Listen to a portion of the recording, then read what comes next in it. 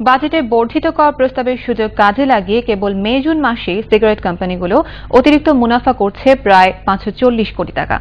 বিড়ি সিগারেটের দাম ও ভোক্তার সংখ্যা হিসেব করে এই তথ্য পাওয়া গেছে।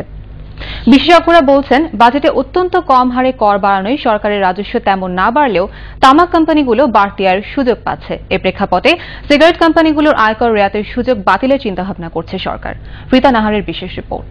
কিছু হয়েছে কিন্তু বাজেট প্রস্তাব আর বাজেট পাশের মধ্যকার সময়কে কৌশলে কাজে লাগিয়ে অনৈতিকভাবে মুনাফা লুটছে তামাক ও তামাকজাত পণ্য প্রস্তুতকারক ব্যবসায়ীরা। বাজেটে দাম বাড়ছে এই কথা বলে প্রত্যেক বছর বাজেটের সময় অর্থাৎ মে জুন এই 2 মাস তারা ভোক্তাদের ঠকিয়ে বিড়ি সিগারেট জর্দার অতিরিক্ত দাম আদায় করে থাকে। কিন্তু এই বাড়তি আয়ের বিপরীতে সরকার কোনো রাজস্ব পায় না। এবছরও তার ব্যতিক্রম নয়। বাজেটের পরে মনে করেন 120 টাকা আমরা এখন খরিদ করছি, কিন্তু গাড়ি রয়েছে 160 টাকা। বাজার ঠিক হতে কমপক্ষে আরো 1 মাস লাগবে। মার্চ পর্যন্ত দোকানদাররা স্টক খুব কম নেয়, বাজার তখন আন্ডার রেট থাকে। যখন এপ্রিল মে আসে তখন প্রতিটা ডিলারই আমার কাছ থেকে মাল নেয়। বিশ্ব স্বাস্থ্য সংস্থা সহ গবেষণা প্রতিষ্ঠানের তথ্য অনুযায়ী বাংলাদেশে নিয়মিত তামাক সেবনকারীর সংখ্যা 4 কোটির কিছু বেশি। এর মধ্যে 3 কোটি ধূমপায়ী। এরা প্রতি বছর প্রায় 7,000 কোটি শলাকা বিড়ি সিগারেট কিনে থাকেন। এই হিসেবে দিনে বিক্রি হয় প্রায় 19 কোটি শলাকা সিগারেট, যার মধ্যে দেশি ও বিদেশি কোম্পানির ব্র্যান্ডেড সিগারেট প্রায় 9 কোটি। মে মাস থেকে এই মাদক পণ্য বেশি দামে বিক্রি থেকে কোম্পানিগুলোর বাড়তি মুনাফা আসে দিনে 9 কোটি টাকা। মে জুন এই 2 মাসে অতিরিক্ত মুনাফার পরিমাণ দাঁড়ায় 540 কোটি টাকা।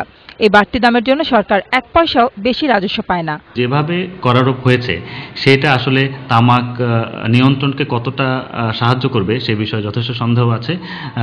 বিশেষ করে কোনো কোনো ক্ষেত্রে ইন্ডাস্ট্রিকে বেশি সুবিধা দেওয়া হয়েছে বলেই আমাদের কাছে মনে হয়েছে। শুধু করের ওপরে সোয়ারি করে এই কাজটা করা যাবে না।